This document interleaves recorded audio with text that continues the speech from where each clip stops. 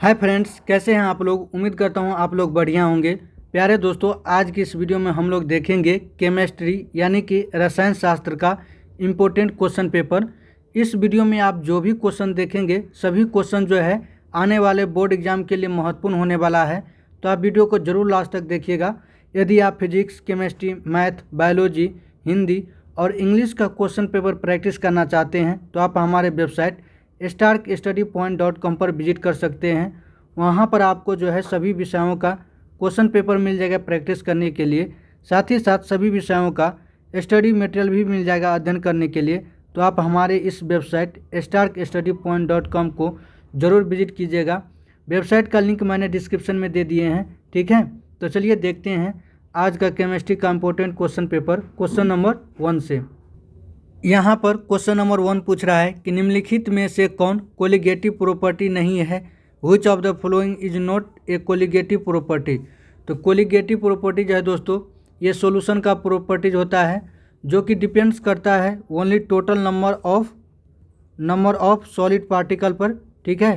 केवल जो है सॉलिड पार्टिकल के नंबर पर डिपेंड करता है, ये डिपेंड नहीं करता है किस पर, तो नेचर ऑफ सॉलिड पार्टिकल पर। और इसके अंतर्गत जो आता है दोस्तों, ऑस्मेटिक प्रेशर हो गया, एलिवेशन इन बॉइलिंग पॉइंट हो गया, डिप्रेशन इन फ्रीजिंग पॉइंट हो गया, ये सभी जो है कोलिगेटिव प्रॉपर्टी होते हैं। लेकिन वेपर प्रेशर जो है ये कोलिगेटिव प्रॉपर्टी नहीं है दोस्तों। तो एक का जो है सही आंसर हो जाएगा यहाँ पर वेपर प्रेशर की। जो वेपर प्रेशर जो है एक कोलिगेटिव प्रॉपर्टी नहीं है, ठीक है। अगर यही पे रहता दोस्तों वेपर प्रेशर लॉवरिंग या तो रिलेटिव लॉवरिंग और वेपर प्रेशर, तब ये भी कोलिगेटिव प्रॉपर्टी हो जाता। लेकिन केवल वेपर प्रेशर दिया है इसलिए जो है ये कोलिगेटिव प्रॉपर्टी नहीं होगा, ठीक है। तो एक का जो है सही आंसर हो जाएगा ए। चलिए नेक्स्ट क्वेश्चन देखते हैं। अगला क्वेश्चन है कि विद्युत अपघटन का उपयोग होता है। Electrolysis is used in. तो इलेक्ट्रोलाइसिस का यूज किया जाता है दोस्तों इलेक्ट्रो रिफाइनिंग में भी और इलेक्ट्रोप्लेटिनिंग में भी जो है, इन दोनों में जो है इलेक्ट्रोलाइसिस का यूज किया जाता है।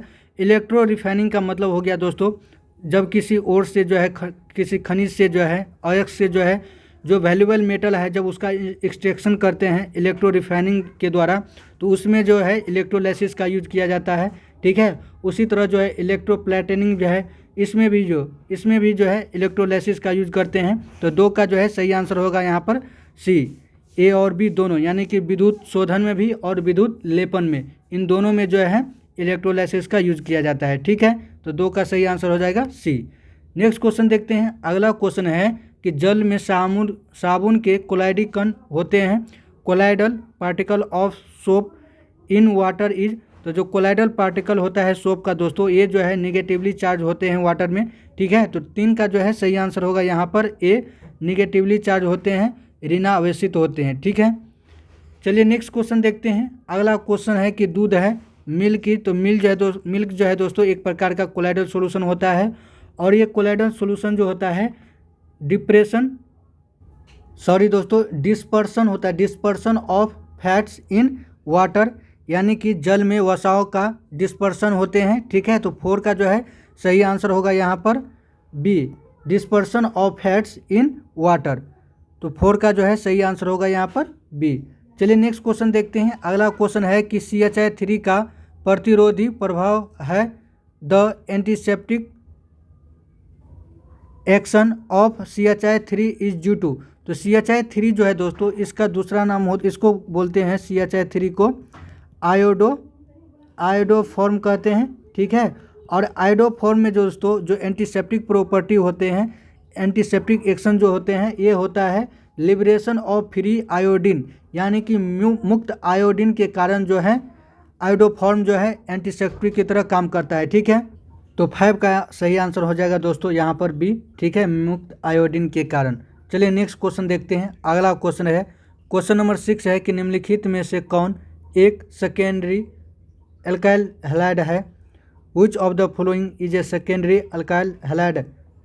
ऑप्शन देखते हैं दोस्तों। ऑप्शन ए में है आइसोब्यूटाइल क्लोराइड, आइसोपेंटाइल क्लोराइड, तीसरा है नियोपेंटाइल क्लोराइड और चौथा है isopropyl chloride.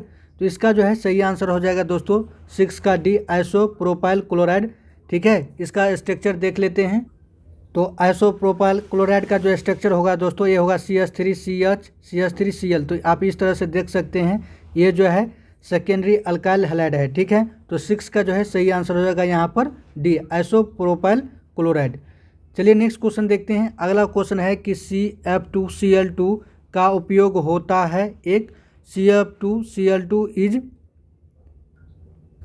Used as an, तो देखिए दोस्तों आप नाम सुने होंगे क्लोरोफ्लोरोकार्बन। तो क्लोरोफ्लोरोकार्बन जो है ये जो काम करते हैं ये किसके रूप में काम करते हैं, ये काम करते हैं रेफ्रिजरेंट के रूप में, यानी कि परशीतक के रूप में जो है इसका यूज किया जाता है क्लोरोफ्लोरोकार्बन का, ठीक है। तो 7 का जो है सही आंसर होगा यहाँ पर डी, रेफ्रिजरेंट के रूप में, ठीक है, जिसका यूज जो है AC में किया जाता है, रेफ्रिजरेटर में किया जाता है, ठीक है। तो ये क्या होता है, क्लोरोफ्लोरोकार्बन होते हैं, ठीक है। तो 7 का जो है सही आंसर हो जाएगा डी। चलिए नेक्स्ट क्वेश्चन देखते हैं। अगला क्वेश्चन है कि अल्काइल हैलाइड को अल्कोहल में बदला जाता है।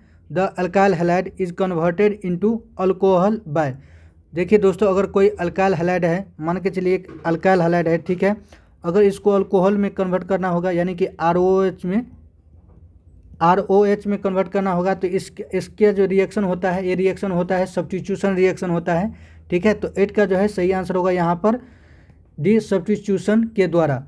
क्योंकि दोस्तों यहाँ पर देख सकते हैं ये जो हैलाइड ग्रुप है, तो हैलाइड ग्रुप को हटा करके अगर कोई OH ग्रुप यानी कि अल्कोहल के ग्रुप यहाँ पर लग जाता है तो ये जो है सब्स्टिट्यूशन रिएक्शन होता है, और सब्स्टिट्यूशन के रिएक्शन के कारण जो है अल्काइल हैलाइड को जो है अल्कोहल में कन्वर्ट कर सकते हैं। तो 8 का जो है सही आंसर हो जाएगा यहाँ पर डी, सब्स्टिट्यूशन के द्वारा, ठीक है।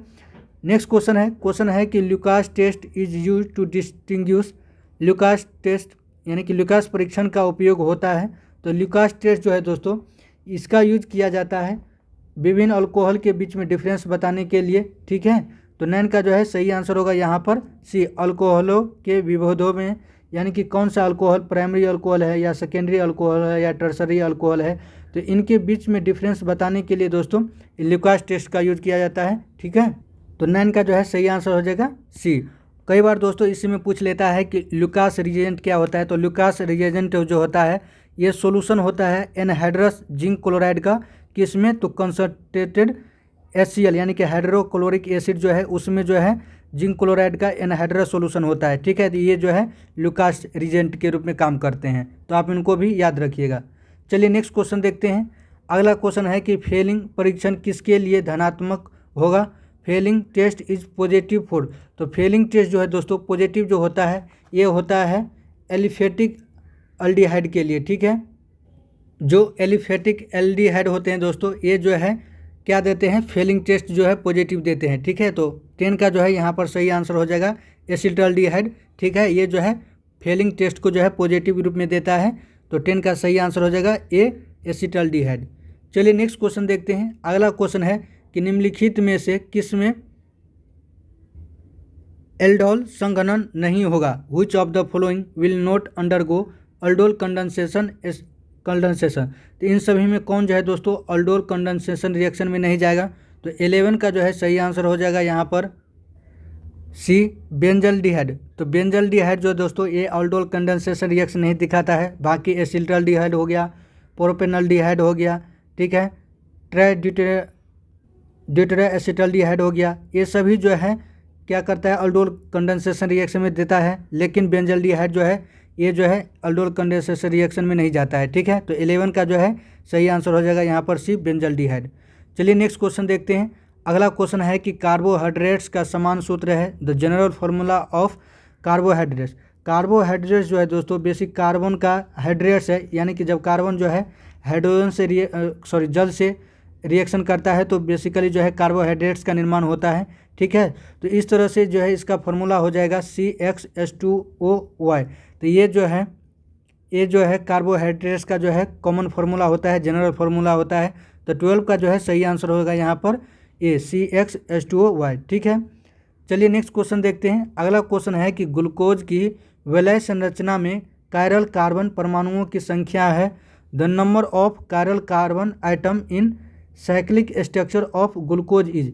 तो जो कायरल कार्बन है दोस्तों, कायरल कार्बन वैसा कार्बन होता है जिसका जो है चारों ग्रुप जो है यानी कि चारों वैलेंसी जो है अलग अलग एलिमेंट से जुड़ा हो, ठीक है।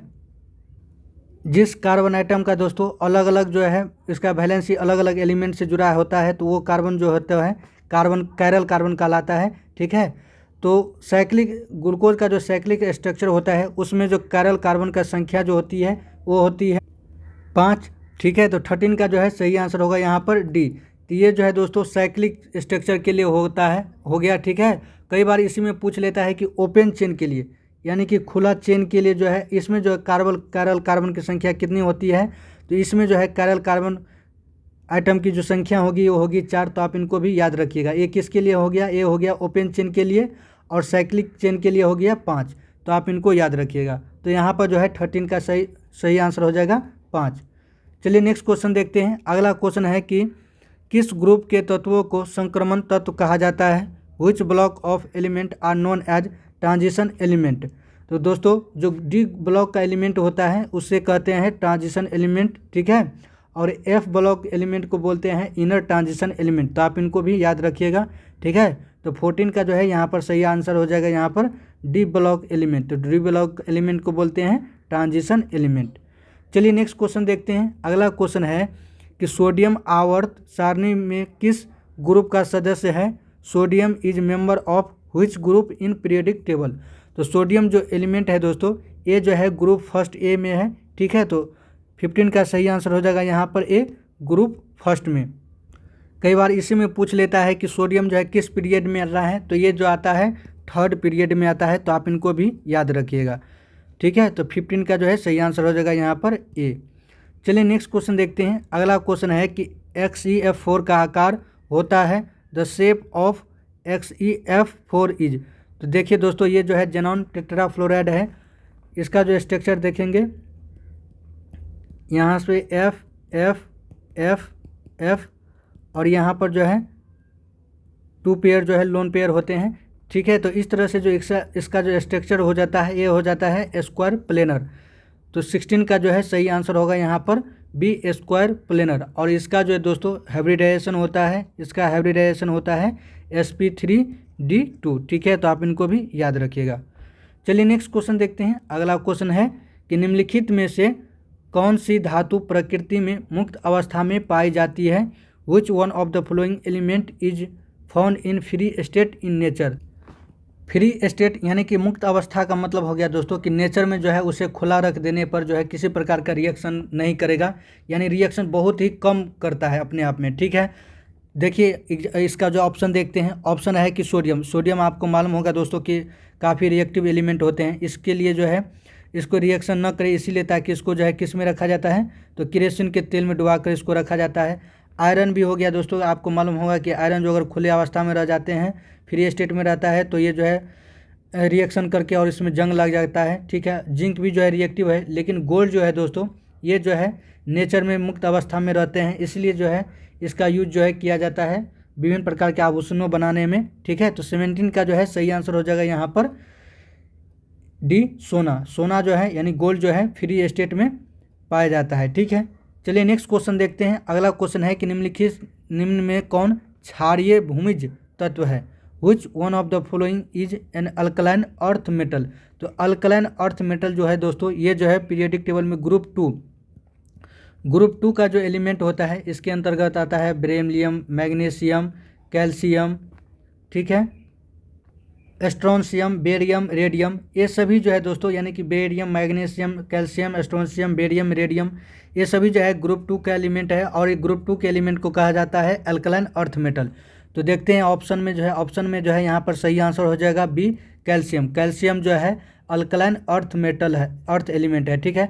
कई बार इसी में पूछ लेता है दोस्तों अल्कलाइन एलिमेंट, तो ग्रुप 1 जो है यानी कि हाइड्रोजन हो गया, लिथियम हो गया, सोडियम हो गया, पोटासियम हो गया, ठीक है दोस्तों। ये सभी जो है अल्कलाइन मेटल होते हैं, सॉरी अल्कलाइन एलिमेंट होते हैं। तो आप इनको भी याद रखिएगा। यानी कि ग्रुप 1 का जो है ग्रुप वन का जो एलिमेंट है वो केवल अल्कलाइन एलिमेंट होगा, लेकिन अल्कलाइन अर्थ लगा देंगे तो ये जो है ग्रुप 2 का एलिमेंट हो जाएगा। तो 18 का जो है यहाँ पर सही आंसर हो जाएगा बी।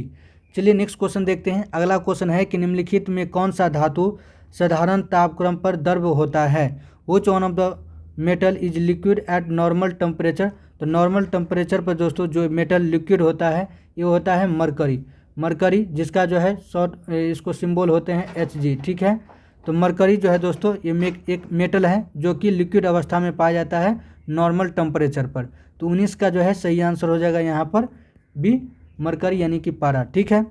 चलिए नेक्स्ट क्वेश्चन देखते हैं। अगला क्वेश्चन है कि OH CH2CH2OH का IUPAC का नाम है।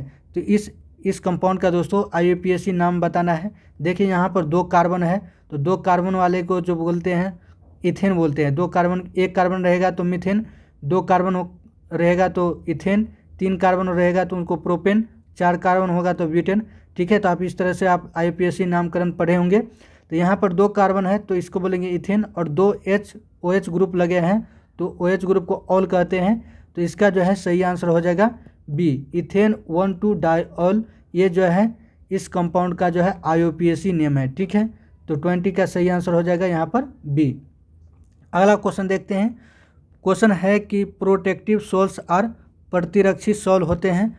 तो प्रोटेक्टिव सोल्स का दोस्तों दूसरा यानी कि प्रोटेक्टिव सोल्स को कहते हैं लायोफिलिक, ठीक है। तो 21 का जो है सही आंसर होगा यहाँ पर ए, लायोफिलिक यानी कि विलायक स्नेही जो है ये जो है दोस्तों प्रोटेक्टिव सोल्स होते हैं, ठीक है। चलिए नेक्स्ट क्वेश्चन देखते हैं। अगला क्वेश्चन है कि टोलेन अभिकारक का उपयोग जांच के लिए किया जाता है। Tollens reagent use for detecting.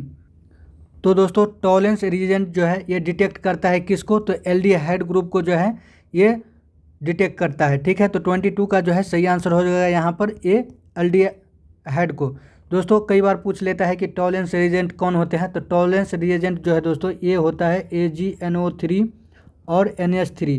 इन दोनों सॉल्यूशन यानी कि सॉल्यूशन ऑफ सिल्वर नाइट्रेट और अमोनिया, इन दोनों का जो सॉल्यूशन होते हैं ये जो है टॉलेंस रिएजेंट कहलाते हैं, ठीक है। और ये जो है यूज किया जाता है एल्डिहाइड ग्रुप को डिटेक्टिंग करने में, ठीक है।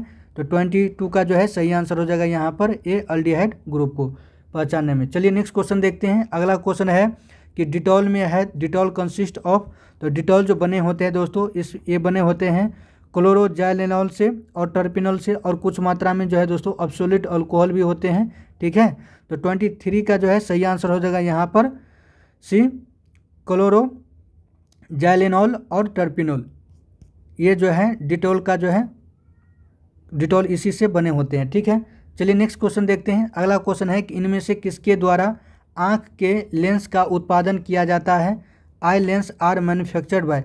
तो आई लेंस का जो मैन्युफैक्चर होता है दोस्तों ये होता है PMMA के द्वारा, ठीक है। और इसका जो फुल फॉर्म होता है पॉलीमिथाइल मेथाएक्राइलेट। ये जो है दोस्तों PMMA का जो है फुल फॉर्म होता है और इसी के द्वारा जो है आई लेंस का मैन्युफैक्चर होता है, ठीक है। तो 24 का जो है सही आंसर हो जाएगा डी। नेक्स्ट क्वेश्चन है क्लोरीन को तनु NaOH के घोल से प्रवाहित करने पर प्राप्त यौगिक है। Chlorine gas is pass through dilute NaOH solution the compound form. देखिए दोस्तों जब क्लोरीन गैस दोस्तों पास करता है डाइल्यूट NaOH सॉल्यूशन से तो ये जो देता है NaCl देता है और NaOCl देता है, यानी कि 2 NaOH मॉलिक्यूल को जो है इसको Cl2 से जब रिएक्शन करवाएंगे तो ये देगा NaCl, NaOCl और H2O। NaOCl को बोलते हैं दोस्तों सोडियम हाइपोक्लोराइड। तो ये दोनों कंपाउंड यानी कि NaCl भी देता है और सोडियम हाइपोक्लोराइड, सोडियम क्लोराइड और सोडियम हाइपोक्लोराइड दोनों कंपाउंड बनता है, ठीक है। तो 25 का जो है सही आंसर हो जाएगा यहाँ पर सी, NaCl और NaOCl दोनों कंपाउंड देता है, ठीक है। तो उम्मीद करता हूँ दोस्तों आपको ये वीडियो पसंद आया होगा। अगर आपको वीडियो पसंद आया है तो वीडियो को लाइक कीजिए, चैनल को जरूर सब्सक्राइब कर लीजिएगा, ठीक है। यहाँ तक देखने के लिए आप सभी का बहुत बहुत धन्यवाद।